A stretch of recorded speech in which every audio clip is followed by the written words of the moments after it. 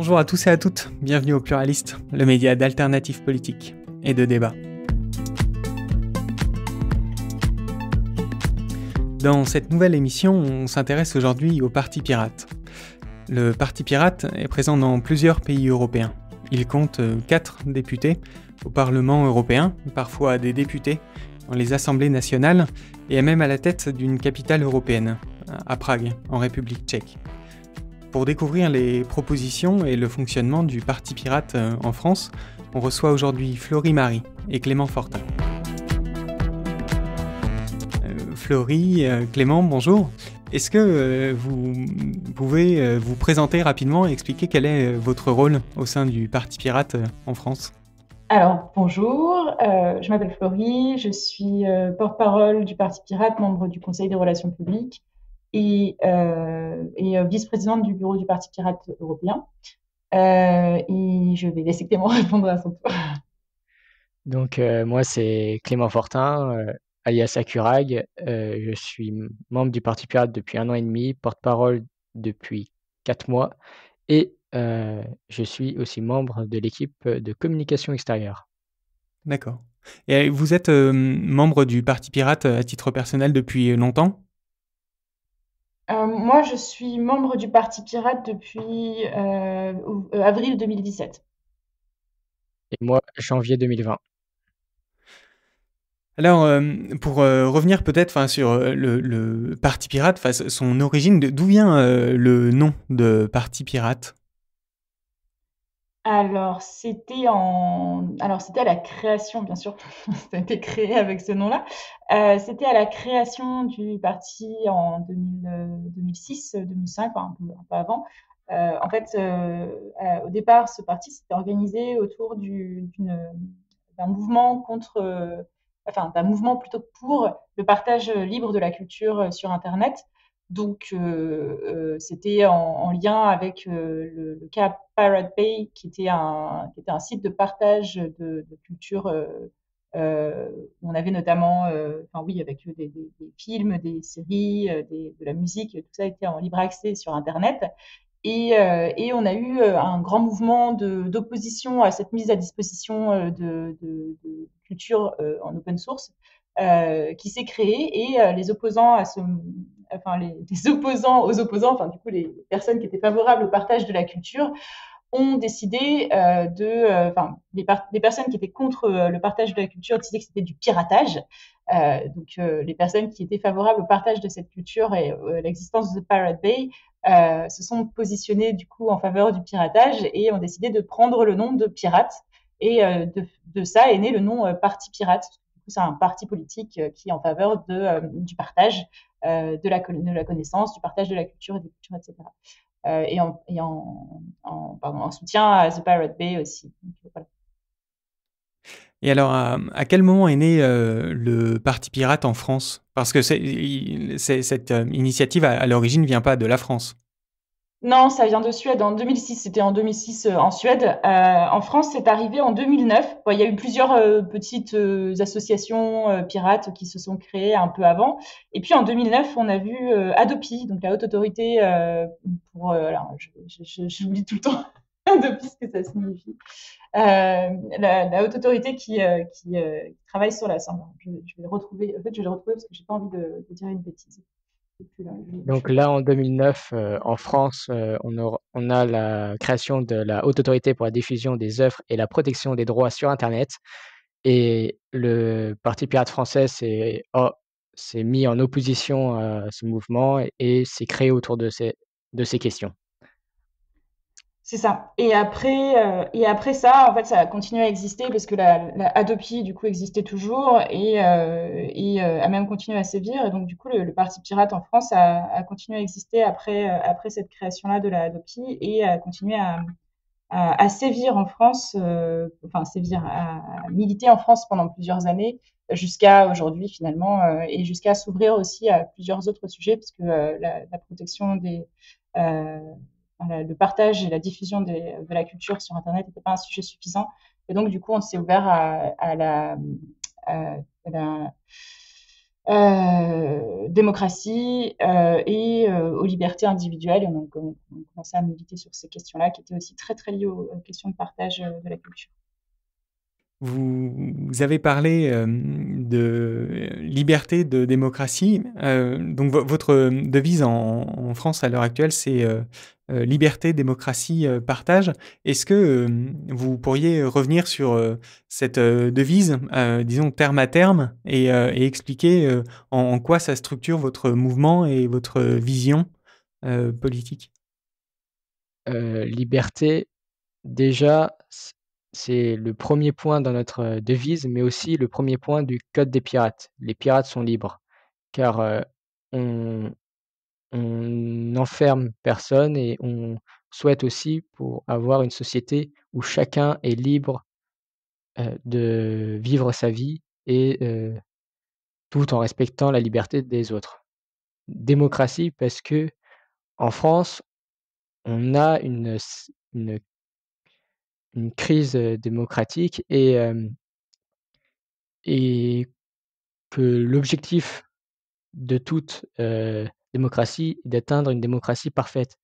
Et on en est très loin. Et c'est pour ça qu'il faut continuer à avancer, continuer à se battre pour euh, cet idéal démocratique et partage, car le partage, ça peut être un partage monétaire et de richesse qui permettent à chacun d'être libre et d'en vivre et de vivre cette liberté, mais aussi de culture, la liberté de l'information, car chacun est en droit de se cultiver sans, sans impératif de revenu. Voilà. Vous avez parlé là du code des pirates qui structure votre mouvement en France. Est-ce que vous pourriez donner les grandes lignes ou parmi ce code des pirates, est-ce que vous tenez à insister sur des grands points qui vous paraissent particulièrement structurants? Oui, donc il y a liberté, hein, les pirates sont libres, c'est le premier code, comme le disait Clément à l'instant. Le premier point du code des pirates, c'est les pirates sont libres. Ça fait partie des bases fondamentales de notre engagement et en même temps, voilà, la liberté des uns s'arrête là où commence celle des autres, évidemment. Donc on se souvient aussi de cet aspect-là. On est plus sur une question de liberté, mais dans le cadre d'une inscription dans une société, en fait, avec une justice sociale et avec la vie en commun et la vie en collaboration, enfin la vie en commun finalement. Donc le partage aussi, c'est ça aussi. Donc il y a ça. Après, donc sur le code des pirates, il y a des questions un peu. En fait, c'est l'acception de l'autre et la vie en communauté qui sont un peu les idées un peu redondantes de ce code-là. On a 13 points dans ce code. Il y a, par exemple, on est contre la peine de mort. Donc ça, c'est un point qu'on ne remettra pas en question.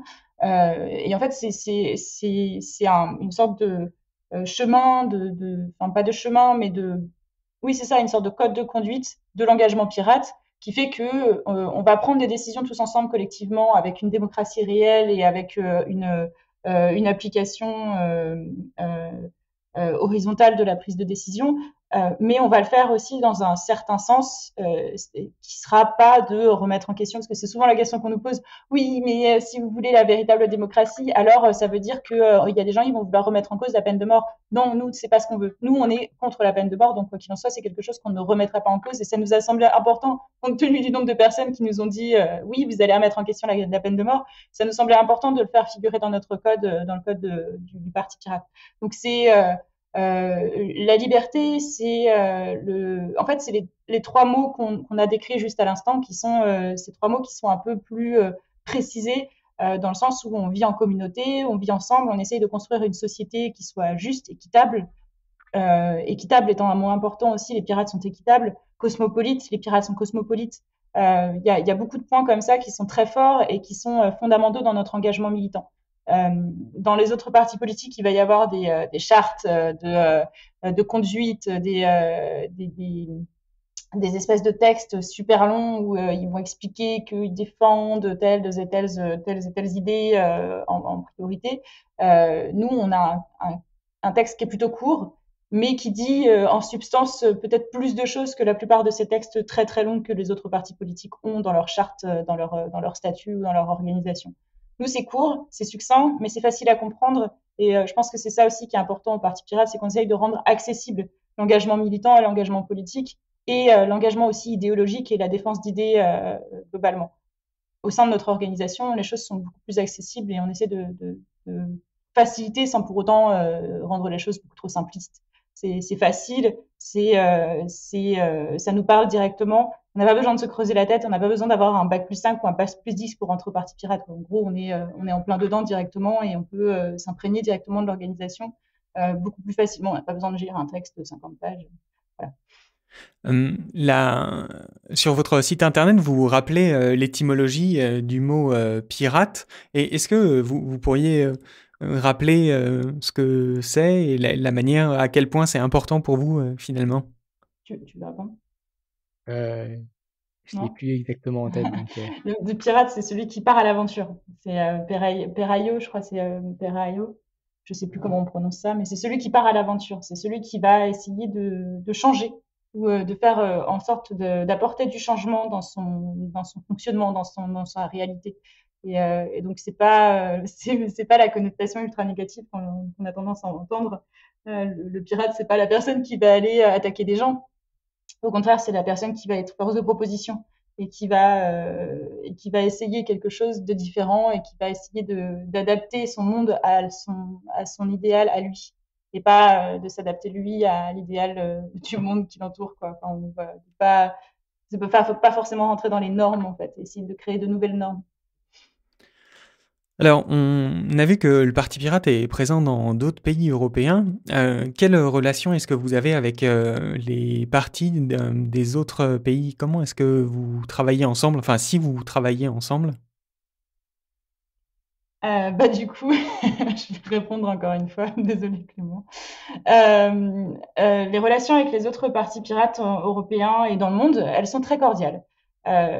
Pour tout vous dire, la dernière fois que j'ai discuté avec des responsables des pirates de d'autres partis européens et internationaux, c'était samedi dernier, donc avant-hier. Je ne sais pas quand vous allez diffuser, mais c'était il y a 2 jours, en gros.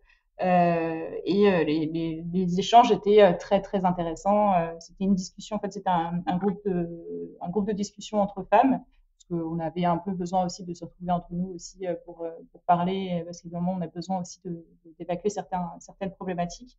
Donc, mis à part avec certaines personnes, on va dire, au niveau international, ça se passe très très bien. On a des réunions très régulièrement du bureau du Parti Pirate européen dont je suis membre. Il y a les réunions du bureau du Parti international aussi, du Parti Pirate international, qui sont ouvertes. Hein. Toutes les réunions sont ouvertes et diffusées sur YouTube. Et par ailleurs aussi dans d'autres endroits aussi. Et non, donc on échange régulièrement avec les autres partis pirates. Après, on a quelques problèmes de fonctionnement, mais ça, je pense que c'est plus une question de temps et d'investissement de tout un chacun. Où on doit aussi revoir notre fonctionnement, et ça, c'est quelque chose qui va être fait là dans les prochains mois, je pense. Mais on parle facilement, on échange beaucoup, on a un programme européen qu'on a construit tous ensemble. Et tous les responsables des partis pirates essaient de travailler ensemble le plus possible. Après, on a chacun dans nos pays, on a chacun nos priorités, mais au niveau international, on essaie de rassembler le plus possible nos idées et de travailler ensemble. En tout cas, oui, il y a des contacts. Ils existent. Le programme est similaire aussi. Les contextes nationaux particuliers vous permettent quand même d'avoir un socle commun d'idées, ou est-ce que d'un pays à l'autre, sur certains sujets, il peut y avoir des différences de point de vue et de position? On va dire qu'il y a des variations entre certains partis, entre certaines organisations internationales. Il peut y avoir des variations au niveau international, mais globalement, on est sur la même base. Le code des pirates qu'on a en France, c'est plus ou moins le même que celui qui est en Belgique. Donc après, bon, ça reste des pays francophones, mais c'est plus ou moins le même aussi de la plupart des autres pays. On a beaucoup de pays, beaucoup de partis ont un code finalement Parti pirate ont un code qui ressemble beaucoup à celui qu'on a nous en France. Le programme actuellement, par exemple, défendu, vous parliez tout à l'heure du Parti pirate tchèque. Le programme défendu par le Parti pirate tchèque, c'est peu ou prou le même programme que celui qu'on défend nous en France. Donc, on est très très proche au niveau idéologique de la République tchèque. Le programme européen qu'on avait défendu en 2019 était à peu de choses près, on va dire à quelques mots ou à quelques passages près, identiques dans tous les pays européens. Donc, on a une base idéologique qui est très similaire et on est tous au Parti pirate pour les mêmes raisons, qui sont le partage de la culture globalement, le partage de la connaissance globalement, la démocratie, ou en tout cas le respect de la démocratie, ou l'atteinte de la démocratie, comme le disait Clément tout à l'heure, les libertés, qui sont aussi comme les pirates. Donc la liberté, c'est un peu notre fondement. Et c'est pareil dans tous les partis pirates dans le monde. Comment est-ce que vous expliquez que, voilà, à l'heure actuelle, il y a des pays dans lesquels le Parti pirate parvient à faire élire des députés, jouit d'une notoriété assez importante, enfin, exerce réellement des mandats nationaux. C'est pas le cas en France. Est-ce que pour vous, il y a des points de blocage en France, ou est-ce que c'est dû à des contextes qui permettent aux idées du Parti pirate d'être localement plus en lien et plus proches des attentes des gens? En France, le problème étant que sur les élections nationales, on a, à part pour les européennes, nous n'avons pas de proportionnel. Et encore pour les européennes, il y a un seuil qui empêche les petits partis, même s'ils obtiennent le pourcentage requis pour un député européen, ne, ne peuvent pas l'avoir à cause du seuil. Et pour les législatives, on a les circonscriptions qui favorisent les gros partis et empêchent tout petit parti d'avoir une représentation nationale, même minime. Oui, en fait, c'est ce que tu soulèves, le problème réel qu'on a en France, c'est le problème du scrutin majoritaire uninominal à 2 tours. C'est le scrutin qui est mis en place pour les législatives, qui est mis en place pour les départementales aussi. C'est un scrutin en fait qui empêche l'expression et la présence de petites organisations politiques. Ce qui devrait être, nous, ce qu'on défend au Parti pirate, c'est la proportionnelle intégrale sur les législatives, donc diminution du nombre d'élus députés à l'Assemblée nationale, et une liste nationale qui serait on propose à toutes les organisations politiques de déposer des listes avec 400 noms, en fait, ni plus ni moins, hein, c'est 400 personnes qu'on voudrait voir à l'Assemblée nationale. Voilà. Après, il y a d'autres problèmes qui sont, en fait, c'est à la fois notre petite organisation, peut-être le fait aussi de s'appeler pirate, qui aide pas des masses, mais ça marche dans d'autres pays donc ça fonctionne dans d'autres pays, mais dans ces pays-là, en fait, il y a une réelle interrogation sur la transparence, sur l'intégrité des élus aussi, et sur la corruptibilité des élus. C'est-à-dire que dans les pays où le Parti pirate fonctionne, il y a une véritable volonté de la population, des électeurs, de faire cesser certaines pratiques politiques qui sont déplorables. En France, on n'a pas cette volonté. On n'a pas la volonté de faire cesser des pratiques politiques déplorables. On n'a pas la volonté de éjecter des personnes qui ont des comportements inadmissibles, inacceptables, qui sont aujourd'hui encore élus. On remarque, enfin, je sais pas si c'est quand même assez dingue. Vous avez qui en tête là Ah ben j'en ai plusieurs. Mais je veux dire le ministre de l'Intérieur qui est accusé d'avoir usé de trafic d'affluence et d'avoir agressé sexuellement une femme. On a le maire de Draveil, qui s'appelle Georges Tron, qui est accusé d'avoir agressé sexuellement une femme et qui est aujourd'hui en prison, mais qui est toujours maire.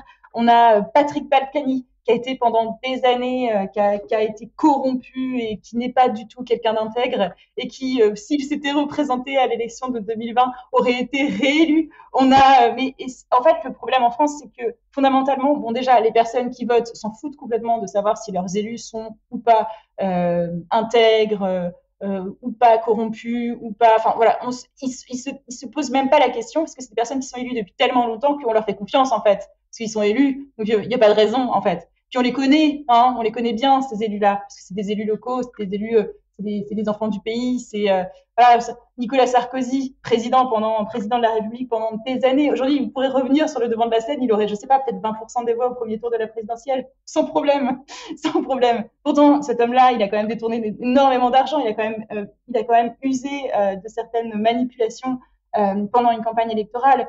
Jacques Chirac, Valéry Giscard d'Estaing, des grands hommes, ces hommes-là, hein, on est d'accord. Hein. Il y a une affaire qui est sortie l'année dernière, alors que tout le monde s'en fout, hein, évidemment, parce qu'il y a une pandémie, ce que je comprends, hein, bien sûr, mais il y a une affaire qui est sortie l'année dernière. Le Conseil constitutionnel aurait couvert des dépenses électorales beaucoup trop importantes pendant l'élection de 92. Et donc, du coup, ces deux hommes-là auraient pas dû être élus, en fait. Ni l'un ni l'autre auraient dû être élus. Sauf que, comme c'était tellement grave et c'était une tellement grosse affaire d'État, on a couvert ça et c'est le Conseil constitutionnel lui-même qui a couvert ça. Donc, en fait, en France, je pense que c'est pas tant le nom pirate.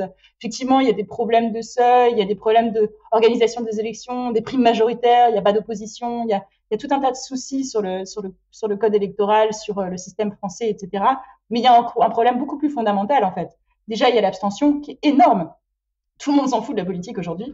Et au-delà de ça, il y a un autre problème encore plus grave qui est que la corruption, le détournement de fonds, les harcèlements sexuels, les agressions sexuelles, etc., ça aussi, on s'en fiche complètement et on va quand même voter pour des gens qui sont comme ça. Donc, en fait, l'intégrité en politique en France, c'est quelque chose qui n'existe pas ou qui existe que très peu et dont on se fout, en fait. Donc, on peut venir avec nos grandes idées d'intégrité, de transparence et de démocratie. Mais en fait, tant que les personnes ne se posent pas vraiment ces questions-là, tant que les personnes qui vont voter ne se posent pas vraiment ces questions-là, on va pas vraiment pouvoir avoir notre voix au chapitre, finalement. Alors si on revient, bon, donc vous dressez quand même le, le portrait d'une situation qui n'est pas resplendissante. Si on revient là sur le Parti pirate, vous avez parlé tout à l'heure du fonctionnement horizontal et de démocratie réelle. Donc quel est le fonctionnement concret de votre prise de décision au sein du Parti pirate? Comment est-ce que ça fonctionne? La démocratie au Parti pirate, s'exprime, grâce à ce qu'on appelle l'assemblée permanente, qui est en fait la réunion de tous les pirates chaque mois où tout est mis au vote et chaque année, on a ce qu'on appelle l'assemblée statutaire qui marche sur le même fonctionnement que que l'assemblée permanente, mais qui là permet de modifier, qui a des pouvoirs encore plus élevés, qui modifie où on peut modifier les statuts et le fonctionnement même du Parti pirate. Voilà.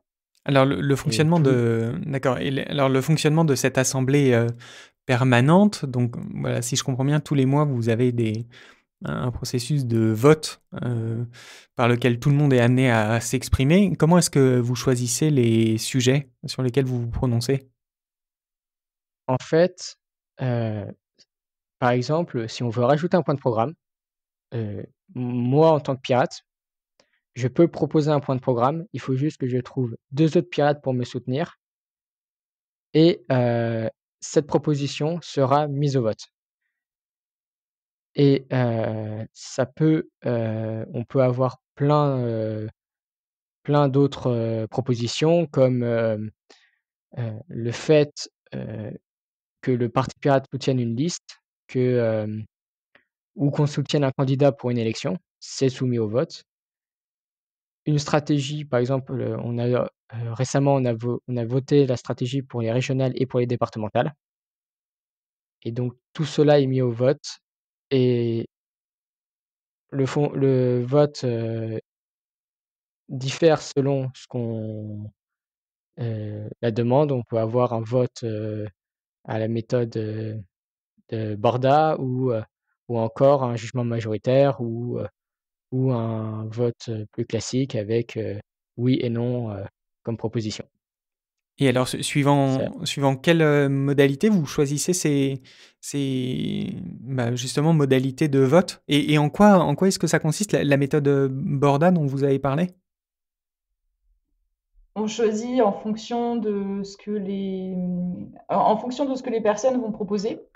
et en fonction de la façon dont on va devoir prendre la décision. C'est-à-dire qu'on va par exemple, une élection d'une personne, on va voter en jugement majoritaire systématiquement, parce que ça c'est statutaire. On a décidé que toutes les élections de personnes seraient des jugements majoritaires. Donc, jugement majoritaire, ça veut dire que vous avez une échelle à rejeter jusqu'à très bien, et vous allez devoir sélectionner pour chacune des personnes si elle va être, enfin, vous allez devoir sélectionner sur cette échelle, donc à rejeter, euh, euh, passable, c'est à rejeter, pas bien, je me suis Insuffisant, insuffisant, voilà, passable, passable, bien, bien. assez bien, bien, très bien. Et vous allez voir sélectionner pour chacune des personnes qui se présentent une note entre ces choix-là. Et ça, c'est pour les votes des personnes. Pour les votes sur les idées ou sur les points de programme, ça va dépendre du nombre de points de programme que vous allez avoir. Si vous avez un point de programme, on va voter pour, contre, voilà, on va se poser la question. Par contre, si vous avez 2 points de programme qui sont concurrents, on va voter soit pour l'un, soit pour l'autre. Donc, on va voter pour l'un ou pour l'autre ou aucun des deux. Par contre, du coup, si vous avez des points de programme, des propositions qui sont concurrentes mais qui ne s'opposent pas l'une à l'autre, même qui s'opposent l'une à l'autre, en fait, vous allez faire un borda. Donc le borda, c'est un vote qui a été développé en même temps que peut-être vous connaissez le scrutin Condorcet. Donc c'est un vote qui permet de faire un classement en fait de ces différentes propositions. Vous allez avoir 4 propositions. Vous allez devoir, pour voter sur une des propositions, mettre 4 propositions qui sont concurrentes l'une avec l'autre, l'une des unes avec les autres, qui ne peuvent pas être toutes appliquées en même temps. Donc vous allez devoir choisir une des 4 propositions. Donc vous allez devoir les classer dans votre vote de celle que vous préférez jusqu'à celle que vous détestez le plus. Donc, proposition, moi je vais dire, je préfère la proposition 4, donc je mets la proposition 4 en premier. Et après, bon, bah, je préfère mieux la proposition 2 que la proposition 3, donc je vais faire 4, 2, 3, 0, pardon, 4, 2, 3, 1. Voilà, par exemple. Et je vais classer comme ça. Et donc, à chaque fois que quelqu'un va voter, à chaque fois, il va faire son propre classement. Ça va donner des points. Donc, vous avez 4 propositions. Donc, la proposition la plus intéressante va avoir 400 points. La deuxième, 300. La troisième, 200. Et la quatrième, 100. S'il y avait 10 propositions, la première aurait 10 000 points, la deuxième 9 000,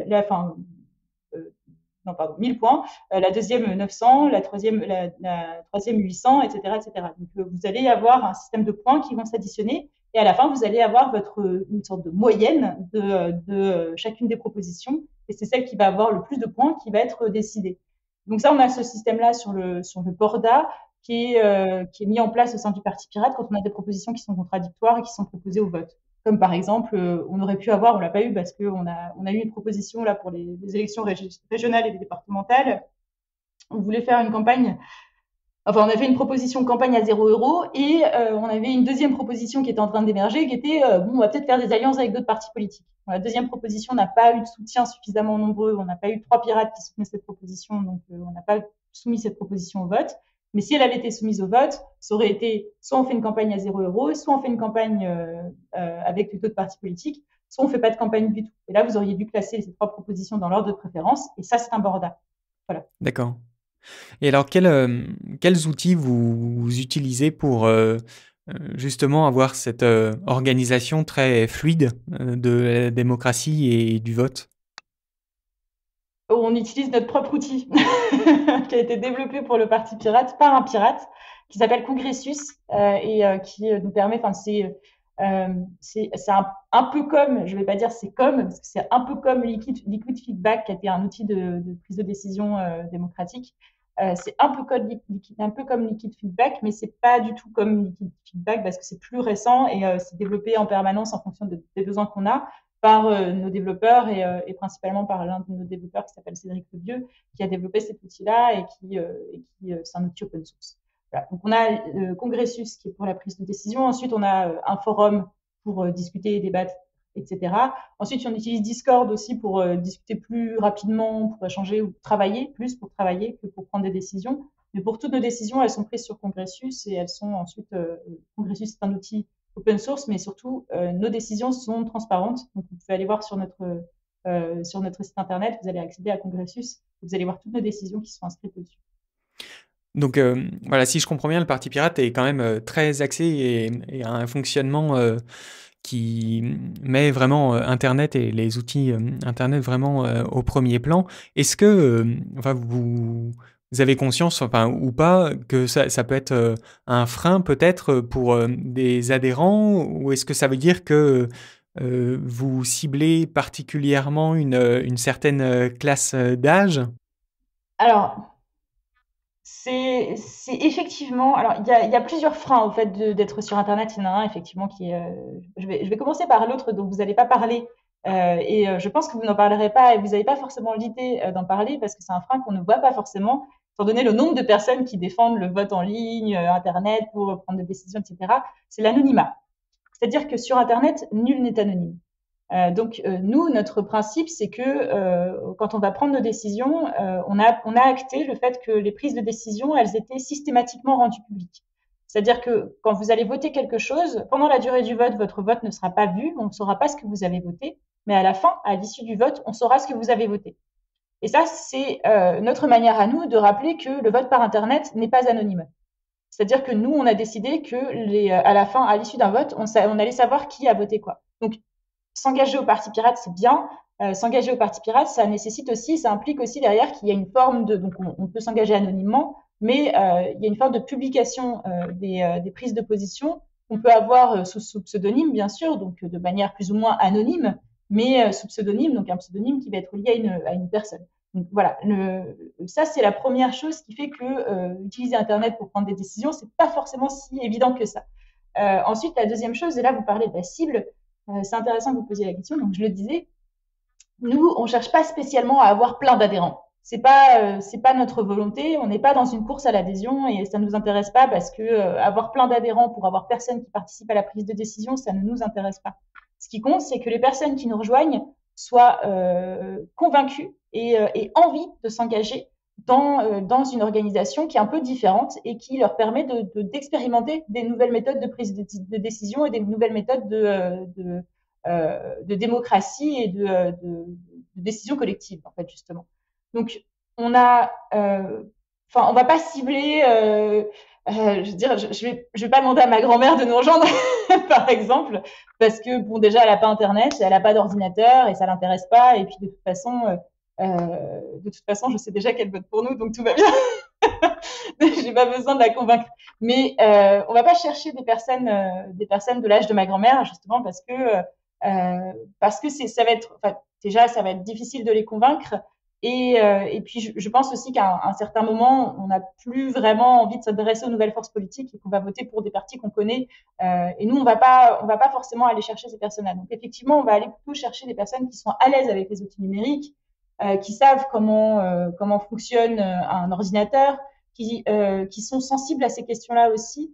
Et puis, des personnes qui sont, alors, pas technophiles, pas techno-béates en tout cas, mais des personnes qui ont un intérêt quand même pour la technologie et des personnes qui vont être plutôt dans une recherche de progressisme, en fait, plus que dans un refermement conservateur sur la question technologique, en tout cas. Donc voilà, ça, ensuite, on va aussi effectivement plutôt s'adresser à un public qui va être plutôt jeune, parce que c'est un public qui est plutôt jeune qui est sur les outils numériques.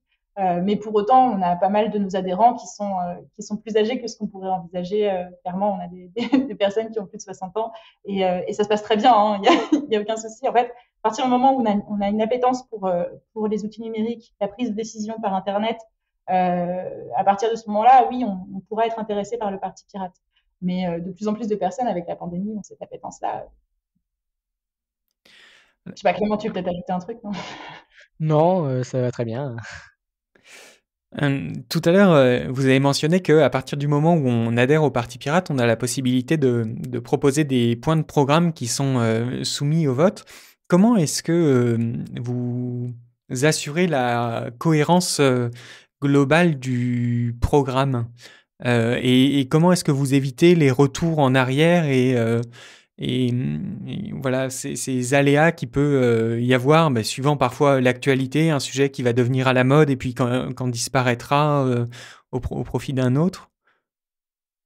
Alors, déjà, sur les sujets à la mode, au Parti Pirate, traditionnellement, on essaye d'éviter, de réagir dans l'émotion et réagir en fait, à aux événements, on essaie vraiment de prendre une position plus globale et voir qu'est-ce qui va mal dans notre système et pas, traiter les symptômes, plutôt traiter les maux.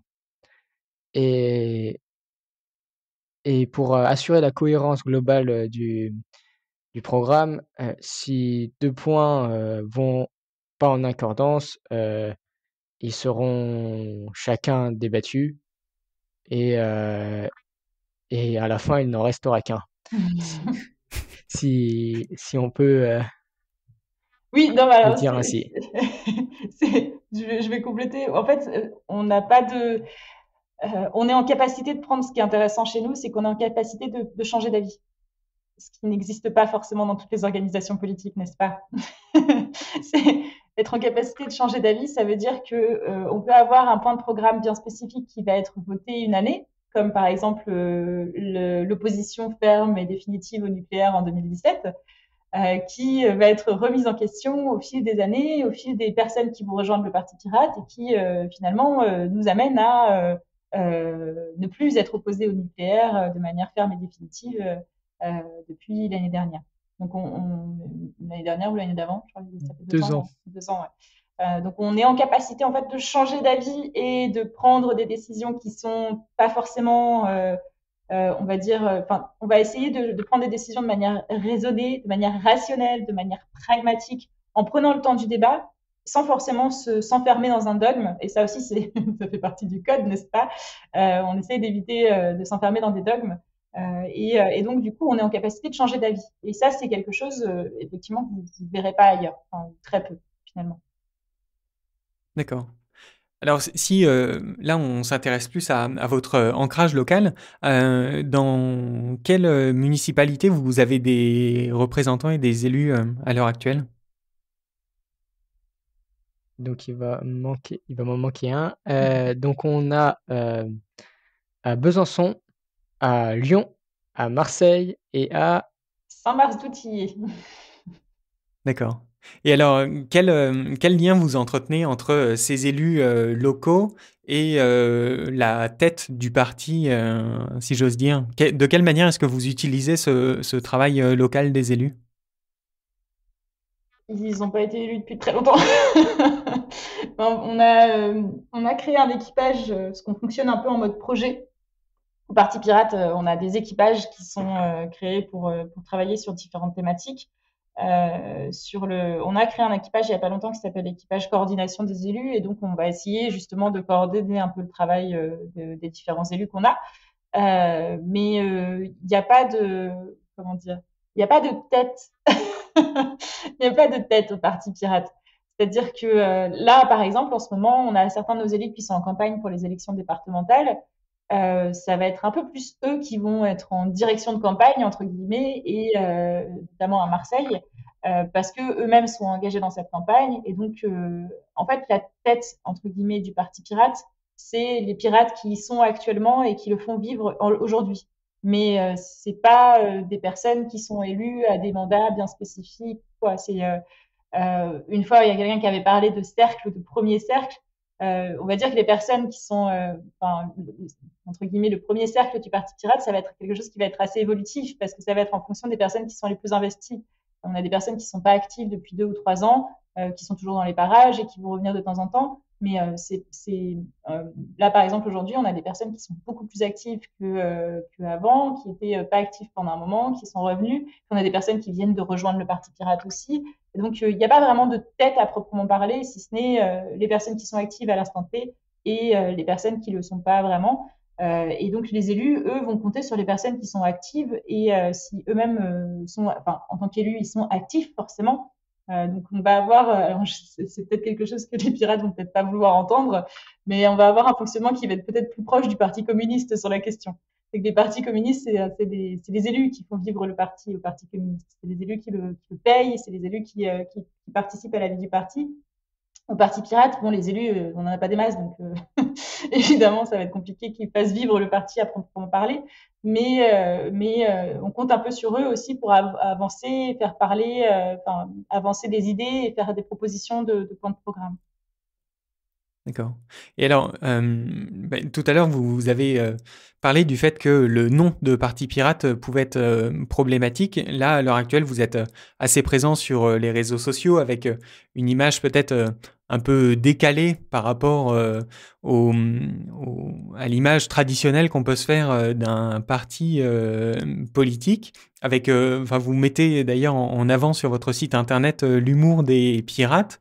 Est-ce que ça vous pose des difficultés, cette image plutôt jeune, un peu décalée, par rapport à l'exercice du pouvoir qu'on imagine beaucoup plus sérieux au quotidien? Je je dirais que la majorité des partis politiques sont sérieux sur la forme et humoristiques sur le fond, et nous, c'est le contraire. Excellente réponse. Je suis d'accord. Très bien. Donc, ok, vous privilégiez donc le fond par rapport à la forme. C'est que oui, en fait, enfin non, la forme est très importante. Mais comme le disait tout à l'heure Clément, on va pas faire des réactions à chaud à l'actualité. Et en fait, c'est pour ça que je suis d'accord avec Clément quand il dit enfin, pour nous, le fond est sérieux. Clairement, le fond est sérieux. C'est quand on va parler de fond, on va le traiter de manière très sérieuse, on va en débattre pendant un moment. Mais quand il s'agira de traiter la question de la forme, de toute façon, personne ne nous prend au sérieux. Donc, pourquoi est-ce que nous-mêmes, on se prendrait au sérieux? De toute façon, ça sert à rien. Donc, autant qu'on parle de manière complètement décalée, tout en présentant des vraies idées et pas en réagissant à l'actualité à chaque fois qu'il y a quelque chose qui nous plaît pas, parce que ça n'a aucun intérêt. Aujourd'hui, la République en marche, je suis d'accord avec Clément, c'est des clowns. C'est juste des clowns. Ils sont là au gouvernement, ils sont à la direction de notre pays, ils sont à l'Assemblée nationale, ils sont majoritaires dans la plupart des institutions nationales de notre pays. Et qu'est-ce qu'ils font? Ils réagissent à chaud à l'actualité systématiquement. Et chaque proposition de loi qui est faite, c'est une proposition qui est en réaction à l'actualité. Alors on va nous dire oui, mais non, il y a du temps de débat, ça fait longtemps qu'on en parle, etc. Sauf que non, c'est systématiquement en réaction à chaud à l'actualité. Il n'y a aucun moment de débat, il n'y a pas de discussion, il n'y a pas de c'est pas une politique comment j'ai envie de dire, c'est pas une politique réfléchie, c'est une politique complètement irréfléchie. Et donc, nous, quand on voit ça, je dis, enfin, comment est-ce que vous voulez qu'on puisse être sérieux en voyant ça? Évidemment qu'on est obligé de se moquer d'eux, c'est évident. Je veux dire, ils sont même pas sérieux, ces gens-là. Et comme, en plus, eux ne nous prennent clairement pas du tout au sérieux, parce que Parti Pirate, c'est des rigolos, hein, quand même, on peut dire, hein. Ça sert à rien qu'on essaie de nous se prendre au sérieux. De toute façon, personne ne le fera à notre place. Donc, autant qu'on se prenne pas au sérieux pour parler globalement de nous, mais tout en essayant d'avoir l'air sérieux, ou en tout cas d'être sérieux sur les sujets. Nous, on n'a pas besoin enfin, on sait très bien ce qu'on vaut, on n'a pas besoin du regard des autres pour savoir ce qu'on vaut. Donc, on va aller dans le fond des sujets, on va aller vers le fond des choses, on va discuter, on va débattre, on va échanger, on va inviter plein d'associations, etc. Mais on va pas, enfin, euh, on essaie de faire de la politique sérieusement, tout en essayant de garder une sorte de bonne ambiance. Et cette ambiance qu'on a aujourd'hui, c'est une ambiance qu'on a depuis 2019 maintenant, et qui est une bonne ambiance de travail et qui nous permet d'avancer aussi plus sérieusement finalement. Pourquoi depuis 2019? Parce que en 2019, on a fait une campagne pour les européennes. On s'attendait pas du tout à faire cette campagne. On a fait la campagne et on est très contents. Et en fait, juste avant la campagne, en 2018 même, en fait c'est 2018, on a adopté ces nouveaux statuts là qu'on a actuellement en 2018. Et depuis l'adoption de ces statuts, on a plein d'anciens pirates qui n'étaient pas vraiment d'accord avec ce fonctionnement horizontal qui sont partis. Et nous, ceux qui ont prôné ce nouveau fonctionnement horizontal et cette prise de décision collaborative, collective et tout ça, on est resté. Et on a plein de nouveaux qui sont arrivés, qui se sont inscrits dans cette organisation-là. Et je pense que, enfin, tout ce qui est, en fait, en termes d'organisation, dès le moment où vous changez votre fonctionnement, vous avez énormément de choses qui changent. C'est que vous sortez d'un système hiérarchique oppressif pour entrer dans un système qui va être plus horizontal, sans hiérarchie. Et donc, vous allez sortir de l'oppression. Et donc, du coup, comme chacun se responsabilise et qu'on n'a plus quelqu'un qui va décider ou qui va agir en fonction de ce que les autres veulent qu'il fasse, qu'on n'a plus cette oppression qu'il y avait avant dans notre organisation et dans la plupart des organisations politiques aujourd'hui, et aussi dans notre pays, bien entendu. Dans notre système électoral actuel, c'est quelque chose de très oppressif et de très hiérarchique. Et comme on est sorti de ça, en fait, l'ambiance de travail, elle est devenue beaucoup plus facile. beaucoup plus agréable. Aujourd'hui, on a de temps en temps, bien sûr, il y a des dissensions, il y a des tensions entre certaines personnes qui sont pas d'accord, comme partout d'ailleurs, mais c'est rarement des questions de tu fais rien ou t'as pas fait ton travail, etc. C'est pas des questions comme ça qui vont se poser. Ça va être plus des questions je suis pas de ton avis et je vais te le dire. Alors des fois avec un peu de violence ou un peu d'agressivité, mais rarement dans une. Enfin, c'est souvent bienveillant et c'est toujours dans une recherche de discussion, d'échange, de débat et pas dans une recherche d'imposer une vision ou quoi que ce soit. Mais Akourag est peut-être meilleur témoin que moi du changement, parce que moi j'étais là en 2017, donc j'ai vu les modifications, les anciens, etc. Akourag, lui, il est arrivé après ce changement-là, donc Oui, il est arrivé dans une ambiance bien spécifique. moi, je parle un peu de mon expérience, on va dire quand je suis arrivé au Parti pirate, je savais pas trop à quoi m'attendre. C'était ma première expérience politique, c'était, et de très loin, j'avais juste, une attirance pour le débat politique, mais rien de plus. Une organisation politique était pour moi un grand inconnu. Je suis arrivé au Parti pirate, déjà, j'ai vu, un équipage calembour, un un un équipage de projet, tourné vers l'humour et étant un grand fan d'humour, ça m'a parlé et le Parti pirate a vraiment cette spécificité-là. On est presque un peu une, start-up, politique. On a ce côté, heu, on horizontal et où, chacun communique avec chacun, heu, de manière assez, assez de manière décontractée et en fait, je m'attendais pas du tout à ça et ça m'a très, agréablement surpris, moi on m'a fait confiance, des personnes m'ont fait confiance et ce qui m'a poussé à donner encore plus et heu et à prendre, petit à petit des responsabilités et d'être, moteur pour le groupe et pour le parti entier et j'ai et sans ce fonctionnement, je ne sais pas si j'aurais été autant moteur. Oui, je précise, hein, c'est qu'on est dans on essaie de sortir de ce système où on a des chefs. Le système de chef, en fait, c'est à partir du moment où on a des jeux de pouvoir, on a forcément des tensions qui se créent. On n'a pas, nous, ce système de chef, de recherche de chef. On n'a pas de chef. Donc, du coup, si vous avez envie de vous intégrer ou de vous investir ou de faire quelque chose, de porter un projet, vous le faites. On va pas vous empêcher de le faire. Il n'y a pas de raison qui vous empêche de le faire. Surtout si ça peut nous aider derrière à porter nos idées. De toute façon, on est là pour ça. Donc, on n'est pas là pour devenir chef du Parti pirate ou devenir chef du monde. On est là, au contraire, pour aller dans l'autre sens. Donc, à un moment, il faut aussi qu'on soit à l'image de ce qu'on défend. C'est-à-dire qu'on est là pour le plus possible donner le plus de pouvoir possible à n'importe qui dans notre organisation sociétale, dans notre pays. Donc, on n'a aucune raison, nous, de fonctionner avec un fonctionnement de chef, de hiérarchie. C'est pas du tout dans notre intérêt. Clairement, on ne veut pas ça pour nous, pour le monde.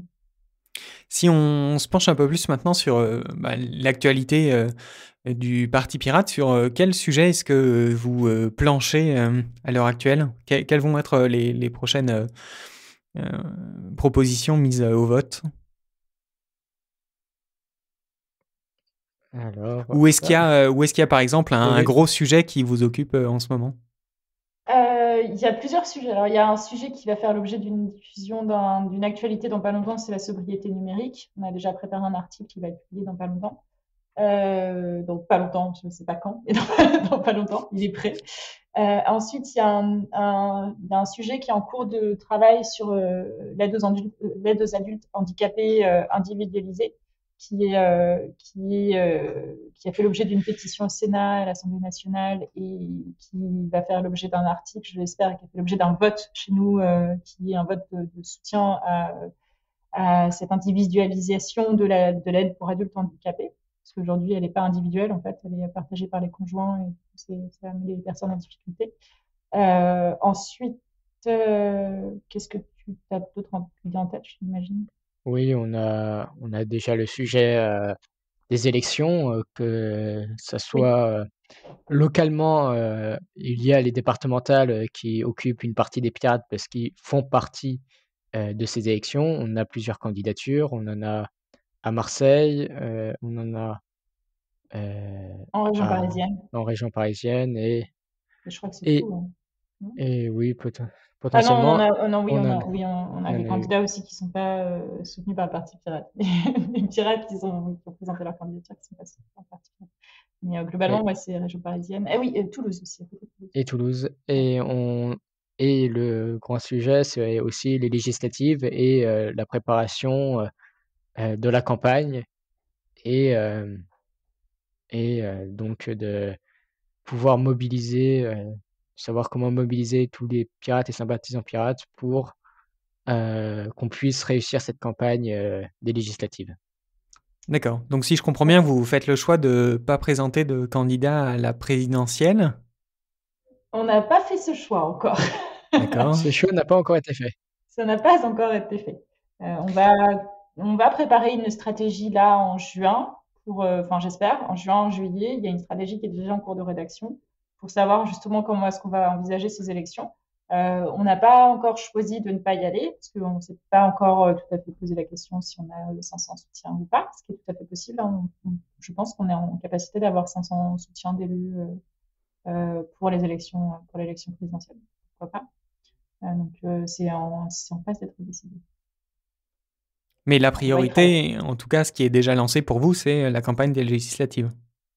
Ah clairement oui, bah, notre priorité c'est de voir dans quelle mesure est-ce qu'on est capable de continuer à exister en France après 10 ans d'activité, ce qui serait, ce serait vécu, je pense, comme un échec pour la plupart d'entre nous de ne pas atteindre le financement public qui est une base de financement qu'on obtient pendant les élections législatives. Et du coup, notre objectif, oui, l'année prochaine, Oui, vous pouvez rappeler peut-être cette oui, règle-là bien sûr. du fonctionnement? Alors, c'est en fait, quand vous êtes un parti politique en France, vous avez le droit à une part de financement public on vous donne seulement à la seule condition que vous ayez fait 1% des voix dans plus de 50 circonscriptions pour les élections législatives. C'est la seule condition en fait, pour que vous puissiez obtenir un financement public. Donc c'est un financement public quand même assez conséquent, hein. Ça peut aller jusqu'à plusieurs millions d'euros si vous avez beaucoup de voix. Mais la somme la plus basse, je crois que ça va être 30 000 euros à peu près, ou dans ces eaux-là. Et 30 000 euros, c'est déjà beaucoup plus que le budget de fonctionnement qu'on a chaque année. Enfin là, on a un budget qui commence un petit peu à évoluer chaque année, parce qu'à chaque fois, on a des dons qui sont de plus en plus importants. Là, cette année, par exemple, on a déjà explosé tous nos budgets. On a explosé tous les budgets qu'on avait depuis de nombreuses années. Donc là, on commence déjà à être un petit peu plus présent et un peu plus entendu, en tout cas. Et donc l'année prochaine, en 2022, notre objectif, c'est de faire 1% dans 50 circonscriptions minimum. Donc ça nécessite beaucoup de candidatures, parce qu'il y a 577 circonscriptions. Il faut avoir la possibilité d'avoir 1% dans au moins 50. Il faut représenter beaucoup plus que 50. Et c'est un palier qui est assez important. Et ça, c'est notre objectif pour l'année prochaine. C'est un objectif qui est assez concret.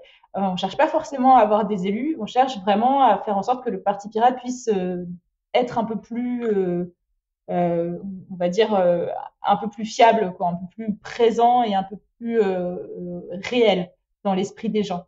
Tant qu'il n'est pas financé par les fonds publics, il n'y a aucune réalité réelle dans l'existence du Parti pirate est toujours mise à la condition de l'existence de bénévoles pour le faire vivre. Et à partir du moment où vous avez ces fonds-là de base de financement public, déjà vous existez dans le champ politique, vous avez un peu plus de visibilité médiatique et vous avez une existence réelle et concrète. Et ça va être quelque chose qui va être important pour le moral globalement des pirates. Ça ne veut pas dire qu'on va être payé derrière nous à titre personnel, hein, bien sûr, on va toujours être bénévole, mais on va pouvoir avoir un peu plus de stabilité et un peu plus et une réalité un peu plus concrète. D'accord. Alors, une question d'actualité. Enfin, vous avez expliqué au début que le Parti pirate était très attaché au partage de la connaissance. Qu'est-ce que vous pensez de la proposition de Joe Biden de lever les brevets sur les vaccins? C'est une bonne proposition. Ce qui est marrant, c'est que, enfin, c'est intéressant parce que c'est marrant que ça vienne des États-Unis, en fait. Mais c'est une proposition que je trouve intéressante et qu'on défend aussi, bien sûr, au Parti pirate. Enfin, la levée des brevets, globalement, c'est quelque chose qu'on défend assez ardemment au Parti pirate, un partage de tout ça. Mais ce qui est intéressant surtout, c'est que Biden, en faisant cette proposition, a réussi à rendre Macron très conservateur, ce qui est juste, je trouve ça assez jouissif pour ma part. Mais qu'est-ce que tu en penses, toi, Clément, du coup, parce que t'as peut-être plus suivi. Oui, mon avis, c'est que c'était attendu et on l'attendait à peu près tous. On on est on est tellement dans une crise mondiale que je pense que peu de personnes, avaient intérêt à que heu, à ralentir, la production de vaccins et cette levée des brevets permet, d'avoir comment dire? U un une multiplication, des entreprises qui pourront fabriquer des vaccins et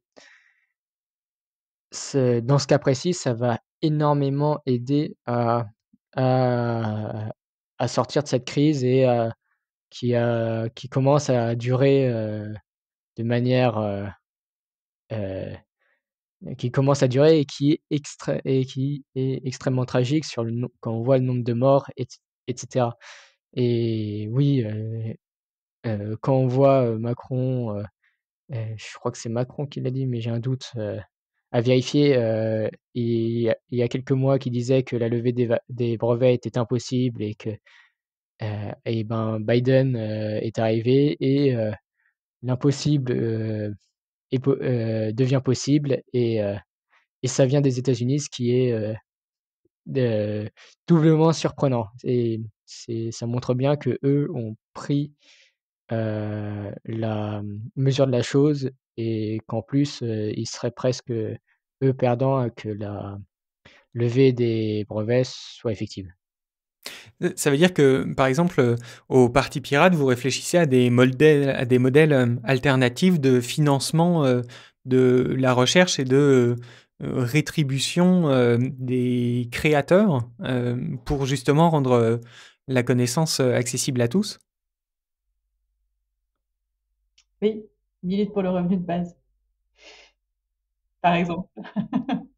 Mais pas que, mais oui, ça fait partie des choses qui font que, oui, on estime que ne serait-ce qu'avoir un revenu de base pour chacun, un revenu de base décent, euh, ça permettrait toujours la créativité, ça permettrait toujours la recherche et en même temps, ça permettrait aussi l'inscription dans une société plus équitable de cette créativité et de cette recherche. On n'est pas dans une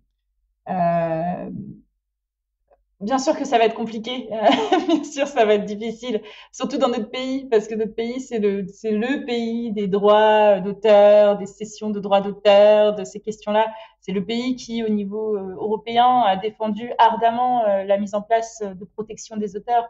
C'est quand même le seul pays ou un des seuls pays du monde qui taxe les disques durs pour qui met une taxe sur la copie privée sur les disques durs, jusque sur les disques durs, sur les ordinateurs, sur tout un tas d'appareils, même sur les téléphones. Maintenant, il y a une taxe sur la copie privée sur les téléphones.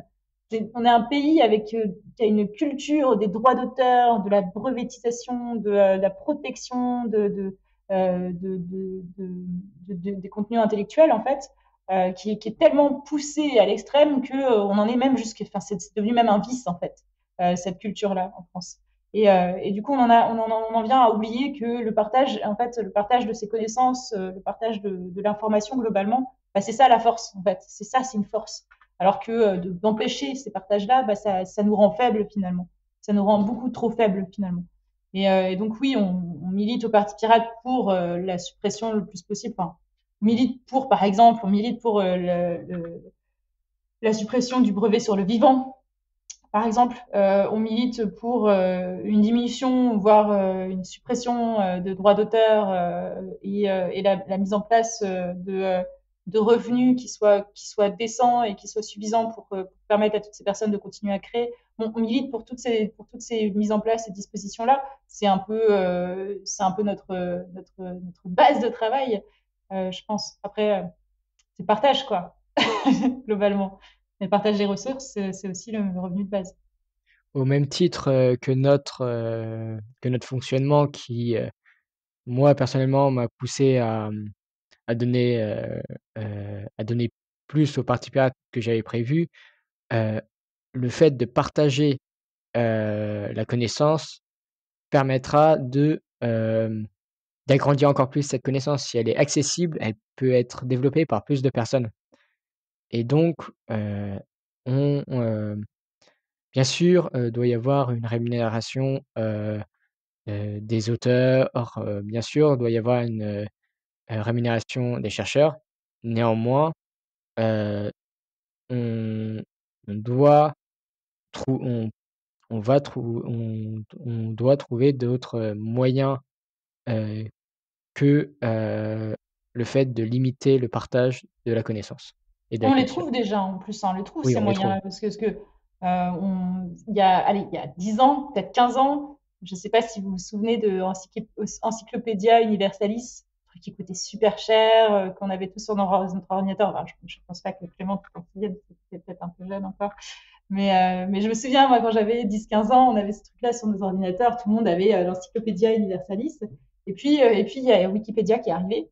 Et donc, au départ, on disait là, Wikipédia, c'est plein de contenus, on ne sait pas d'où ça vient, les sources, etc. Et en fait, Wikipédia, aujourd'hui, c'est devenu la base de recherche de tout un tas de personnes. Et quand on cherche une information sur un sujet bien spécifique, mon père, par exemple, qui est un ingénieur et qui travaille dans un domaine bien spécifique, m'a dit, mais Wikipédia, c'est un truc de fou. Moi, je donne à Wikipédia depuis des années maintenant parce que je trouve toutes les réponses à toutes mes questions et pourtant, ces questions sont très, très, très pointues, en fait. Mon père a un peu plus de 60 ans maintenant, donc Wikipédia est devenu aujourd'hui dans la pratique qu'on a d'Internet, c'est devenu presque une référence en fait, alors que c'est une encyclopédie qui est bénévole et personne ne gagne d'argent grâce à Wikipédia aujourd'hui. Ça n'existe pas de gagner d'argent en étant contributeur sur Wikipédia, c'est purement bénévole. Et pourtant, ça reste aujourd'hui une base de travail, une base de réflexion, une base de recherche. Enfin, pas de réflexion, mais pourquoi pas, si une base de recherche qui est devenue fondamentale et prépondérante dans notre fonctionnement, dans notre vie, dans notre quotidien.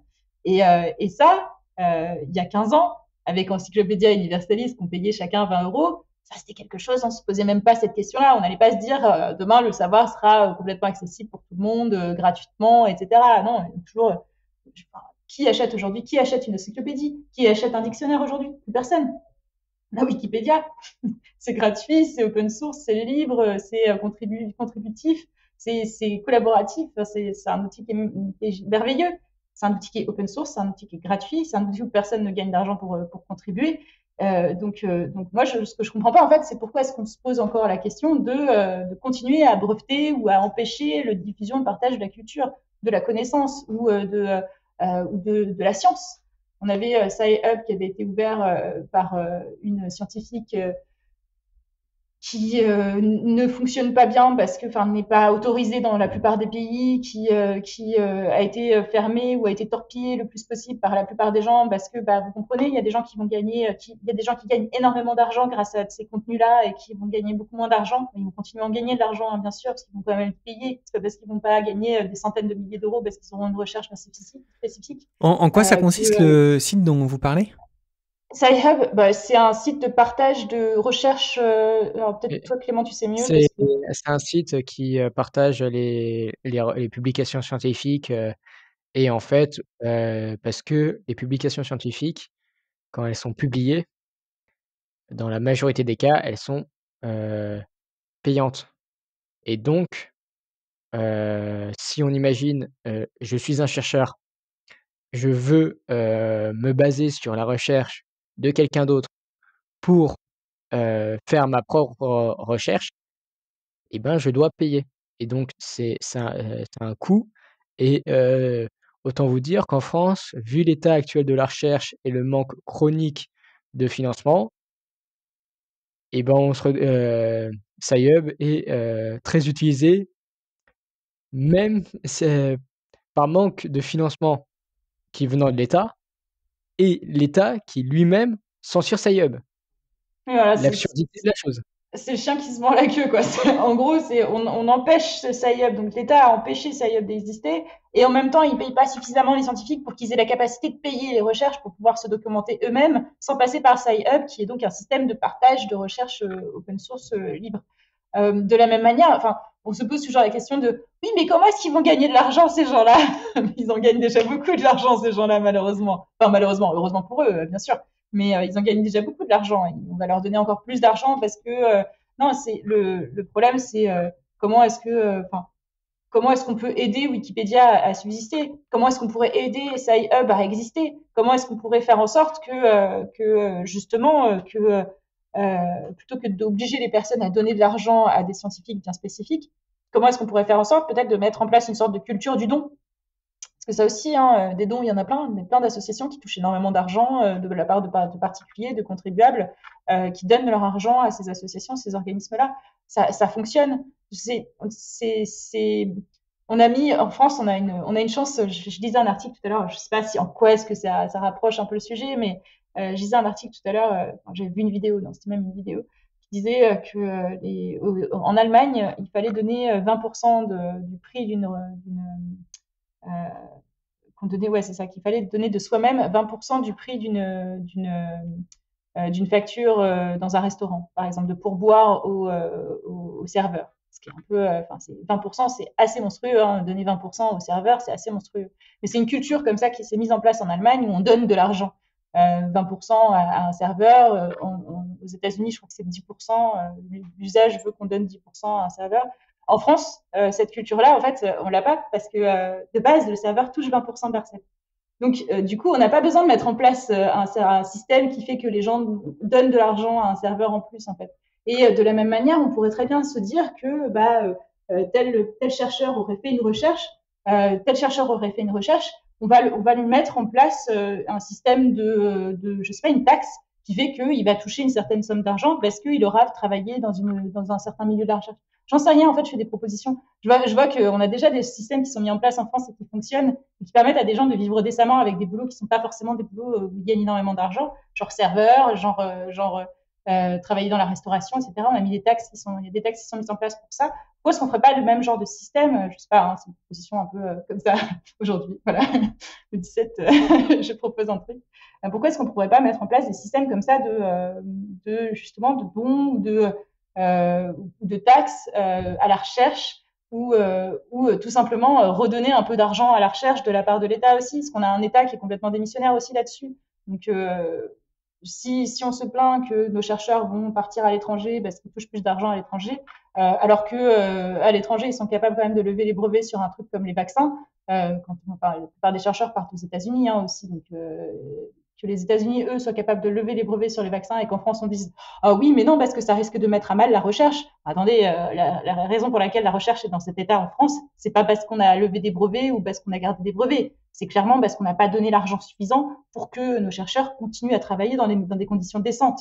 C'est l'État, c'est le gouvernement qui a fait des choix politiques qui sont désastreux. C'est clairement pas le fait d'avoir ou non agi sur la brevetabilité ou la possibilité d'avoir des brevets ou pas, quoi. Ça n'a rien à voir. Notre recherche en France, elle est dans une situation désastreuse. Les brevets, ça n'a pas changé grand-chose. On aura l'occasion de revenir en détail sur d'autres points de programme que vous proposez. On a reçu une question sur Internet. Vous êtes favorable au Parti Pirate à un changement de la Constitution. La question qu'on a reçue, c'était de savoir si vous étiez favorable à la mise en place de ce qui s'appelle le RIC constituant, c'est-à-dire la possibilité offerte aux citoyens de proposer des changements de la Constitution, de recueillir ensuite des voix d'autres citoyens pour que de passer un certain seuil pour que ensuite ces propositions soient adoptées par référendum. Est-ce que c'est un sujet sur lequel vous vous êtes engagé, sur lequel vous avez peut-être réfléchi ou pas au Parti Pirate? On a un point de programme sur une proposition de référendum d'initiative populaire, qui est à peu près la même chose que ce dont on parle là, du référendum d'initiative citoyenne, sauf qu'on ne l'appelle pas de la même façon, tout simplement. Et qui propose effectivement une partie de la population de faire une proposition de loi bien spécifique en fonction d'un nombre de signatures Mais ce qu'on a tendance à oublier, c'est que ça existe déjà en fait dans notre fonctionnement en France, ce système-là, en fait, le référendum d'initiative populaire avec un pourcentage bien spécifique. Donc, nous, on va probablement d'ici l'année prochaine aller plus loin et proposer quelque chose d'un peu plus concret, avec peut-être même la possibilité de diminuer peut-être le nombre de signatures nécessaires et diminuer. Mais ça fait partie des sujets qui vont être débattus, je pense, dans l'année qui vient avec les élections législatives. Mais c'est intéressant qu'on nous pose cette question parce que bien sûr, on avait proposé ça en 2000, je crois que c'était 2016 qu'on a ça dans notre programme depuis un moment déjà donc. Et c'est bien sûr c'est quelque chose enfin, c'est une direction qu'on a envie de prendre en tant que. La question, là, elle portait spécifiquement sur les changements de la Constitution. C'est-à-dire qu'au-delà de propositions de loi, c'était surtout s'assurer que tous les changements de la Constitution ne peuvent être approuvés que par des référendums et n'être proposés que par des citoyens, finalement. C'était Ah oui, ça. référendum d'initiative citoyenne constitutionnelle. Okay. C'est ça. Oui. Oui, c'est intéressant. Je sais pas où est-ce qu'on en est à ce niveau-là dans notre programme, mais fondamentalement, c'est des idées comme ça vers lesquelles on peut aller, oui, clairement. C'est des idées C'est qui vrai me qu'on parlent. s'est pas posé la question encore, mais en vrai, l'idée m'a l'air très bonne et faire en sorte que les changements dans la constitution, ne peuvent être que, à l'initiative des citoyens, ça forcerait les partis politiques à, devoir parler aux citoyens et leur mettrait que ça soit plus un regroupement d'élus, mais qu'en plus ils doivent, heu fédérer derrière eux et qu'ils ne soient plus à la recherche d'électeurs, mais de citoyens, de personnes qui participent à la vie politique, en France. Très bien. Alors, on a 2 questions rapides pour terminer l'émission. La première, c'est qu'on voudrait savoir dans quel environnement intellectuel est-ce que vous baignez au Parti Pirate? Qu'est-ce que vous lisez? Est-ce qu'il y a des références intellectuelles ou des journaux, des médias qui font l'unanimité chez vous? Je crois qu'il y a rien qui fait l'unanimité chez nous. C'est aussi notre force. Moi, tu vois quelque chose, toi, Clément? Parce que moi, je crois pas qu'il y ait quelque chose qui fasse Je l'unanimité. crois je crois pas que mes lectures personnelles fassent vraiment l'unanimité. Je pense pas que, des livres écrits par des généraux prussiens sur la guerre soient vraiment Non, à la titre lecture personnel, j'aurais pas prioritaire. envie de les lire. Ça pourrait être très intéressant, cela dit. Mais non, en fait, c'est aussi ça qui fait notre force, ce Parti Pirate, c'est qu'on n'a pas on n'est pas enfermé dans une idéologie bien spécifique, ni dans un dogme bien spécifique. Donc, on va pas être enfermé dans une sorte de lecture bien spécifique. Moi, personnellement, pour le coup, donc toi, tu disais, je lis des livres sur les généraux pendant la guerre. Moi, je suis en train de lire des livres de grands anarchistes français, donc André Breton, Élisée Reclus. Voilà, je suis en train de lire l'anarchie là en ce moment. Je découvre l'anarchie. Je connaissais pas en fait la littérature anarchiste. J'ai développé mes idées anards et je me suis rendu compte que c'était des idées plus ou moins anarchistes en lisant des écrivains anarchistes. Mais j'ai développé ça avant de lire Élisée Reclus et André Breton. Je les ai lus cette semaine. Donc, je connaissais pas du tout. Mais voilà, après, je sais que, par exemple, au sein du Parti Pirate, oui, il y a quelques pirates, bien sûr, qui lisent des trucs anarchistes, hein, évidemment, comme à peu près partout d'ailleurs. Mais il y a vraiment une pluralité de lecture. Enfin, c'est assez facile de trouver des gens qui sont abonnés à différentes revues. Moi, je suis abonnée à Mediapart et à Next Impact. Je sais qu'on a des abonnés au Monde, qu'on a des gens qui lisent Libération, qu'on a des gens qui lisent plutôt Le Parisien. Je suis pas sûre qu'on ait des gens qui lisent Valeurs Actuelles, cela dit. Enfin, quoique, je ne sais On pas. trou on creusera, on Ouais, trouvera. c'est possible qu'on trouve quand même. Mais enfin, en tout cas, qui sont abonnés à beaucoup de revues. Bon, il doit y avoir des gens qui sont abonnés au Figaro aussi. Enfin, c'est vraiment pour le coup, les pirates sont hétéroclites, cosmopolites, hétéroclites. Il y a beaucoup de personnes qui ont des orientations différentes et des constructions personnelles différentes et qui se sont retrouvées ici parce qu'arrivées à la même conclusion qui est on doit revoir notre système politique actuel Et revoir le système politique, ça ne veut pas forcément dire qu'on doit tous être d'accord sur toutes les idées qu'on porte. Ça veut dire surtout qu'on doit être d'accord sur le fait de revoir notre organisation politique. Et dans cette direction, en fait, peu importe ce que vous pensez de l'anarchie ou pardon, il y a quand même des limites. On va dire il y a quand même des limites quand même. Le code des pirates, c'est la limite idéologique, Oui, voilà, c'est mais ça. rien de plus. C'est-à-dire que vous êtes libre de penser, en fait, complètement libre de penser. Et mais le truc, c'est qu'il y a un moment, il faut que vous vous intégriez dans une société, en fait. Celle qu'on essaie de monter, nous, de construire ensemble. Voilà, après, clairement, on va pas avoir des. Je pense qu'on n'a pas d'ultranationalistes chez nous. Très bien. Non, Non. on est cosmopolite. Cosmopolite, ouais. Vraiment, contre les frontières, le principe de frontières, etc., c'est quelque chose qu'on ne comprend Donc, pas très bien. allez, Effectivement, le nationalisme, ça va être un peu. C'est de la moi, je limite, ne quoi. reconnais qu'une nation, c'est le monde. Ouais. Et je suis Le nationaliste ultra-nationaliste. terrien. Mais non, on n'est pas dans cette dynamique-là de nationalisme qui est de plus en plus en plus. Hein. J'ai remarqué que dans plein de mouvements politiques qui se défendent du communisme ou même du socialisme, dans ce genre de mouvements politiques, on a de plus en plus des idées nationalistes qui sont latentes et qui commencent à réémerger, ce qui me fait assez flipper, moi, personnellement. Faut faire gaffe au mélange. Ouais, je sais bien, ouais. Mais du coup, enfin, c'est ça qui m'inquiète en fait, c'est que de plus en plus, je discute avec des gens de temps en temps, ça m'arrive de discuter avec des gens, et ça m'inquiète beaucoup en fait de cette tendance et cette proportion à aller vers des idées nationalistes, malgré le fait qu'on se revendique de gauche ou du communisme ou du socialisme, ça m'inquiète énormément. Donc, moi, je vois ça. Alors, je sais pas dans quelle mesure, est-ce que c'est quelque chose d'important? Est-ce que cette mouvance qui va vers du nationalisme est quelque chose d'important ou pas? J'observe juste de temps en temps, je discute avec des gens et ça m'inquiète beaucoup. Mais nous, on n'est vraiment pas du tout dans cette dynamique-là. Donc, on va pas avoir des lectures ultranationalistes ou nationalistes. C'est quelque chose qu'on va pas avoir. Par contre, oui, des trucs sur l'ouverture du monde, sur les grandes idéologies, les grandes pensées, les grandes idéologies politiques, ne serait-ce que pour nous cultiver un minimum. Beaucoup nous parlent de Proudhon, mais je lis pas Proudhon, moi, parce que on m'a dit que c'était quelqu'un qui était pas très fréquentable à l'époque. Donc mais beaucoup nous parlent de Proudhon, donc je sais pas, peut-être qu'il faudrait qu'on lise Proudhon. Et alors la Moi, dernière je reste. question concerne le pluralisme.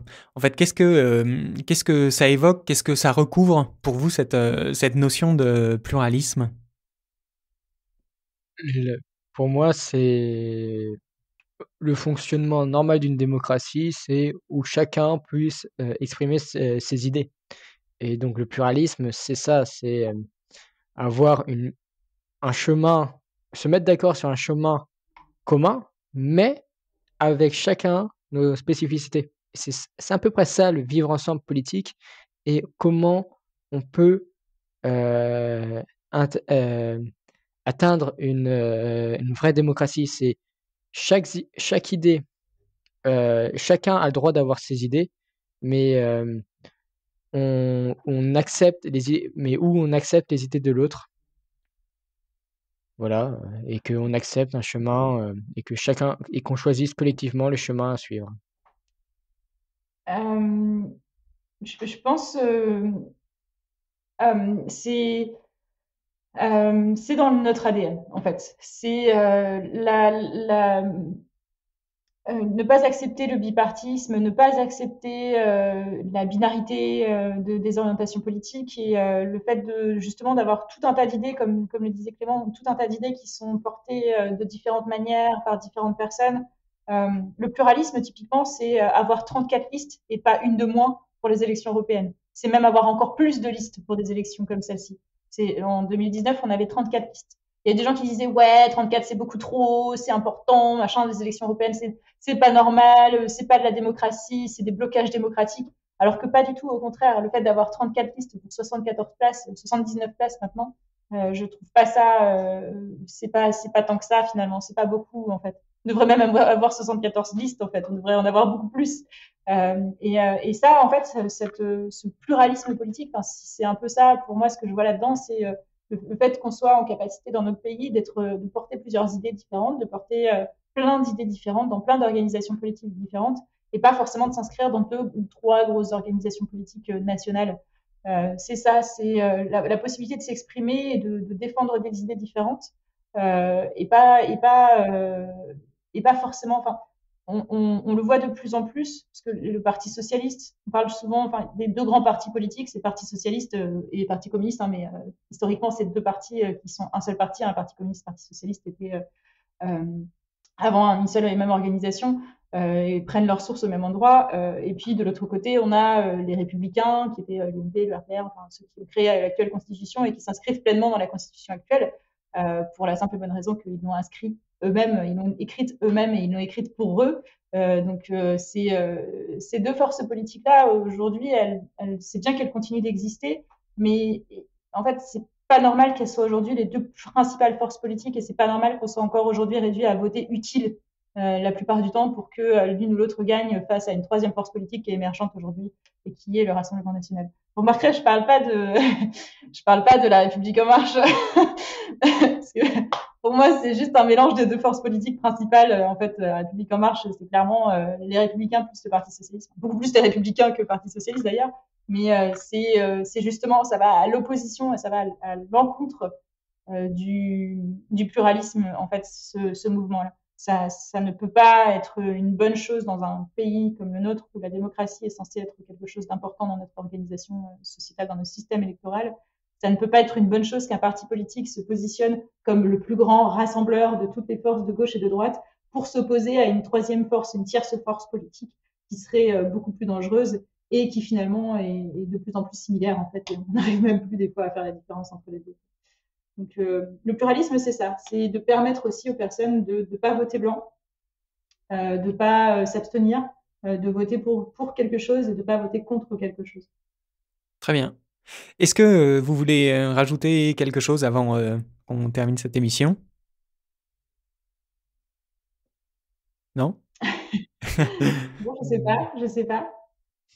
Oui, venez nous rejoindre, ou au moins venez vous renseigner sur nous, sur notre organisation politique. Si ça vous intéresse, vous pouvez nous rejoindre, vous n'êtes pas obligés. On ne vous y contraindra pas. Vous faites ce que vous voulez.